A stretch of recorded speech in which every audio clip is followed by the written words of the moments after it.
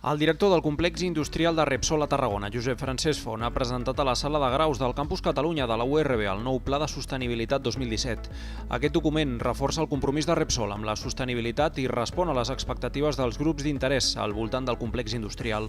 Creiem que la sostenibilitat és molt important, a garantir el futur de la nostra activitat i del nostre complex és molt important, ens preocupa i per això volem que totes aquelles activitats d'alguna forma recollir-les en un dossier i sobretot, el més important, poder rendir comptes a la societat que ens acull d'allò que fem i allò que volem fer, basat sempre en la seva expectativa i en definitiva en la nostra bon fe i en el compliment de les nostres activitats respecte a tot allò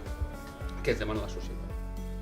El nou pla recull els compromisos del complex industrial a través de 20 accions que s'emmarquen en els eixos d'ètica i transparència, persones, operació segura, gestió de recursos i impactes, canvi climàtic i innovació i tecnologia. Entre els principals objectius que persegueixen aquestes accions hi ha el foment de la comunicació activa amb la societat i minimitzar l'impacte de l'activitat industrial en l'entorn. Des de l'any 2014, el complex industrial de Repsol a Tarragona compta amb un pla de sostenibilitat que s'elabora anualment i que reforça el compromís de Repsol amb la sostenibilitat i la transparència i respon a les expectatives dels grups d'interès a l'entorn del complex industrial.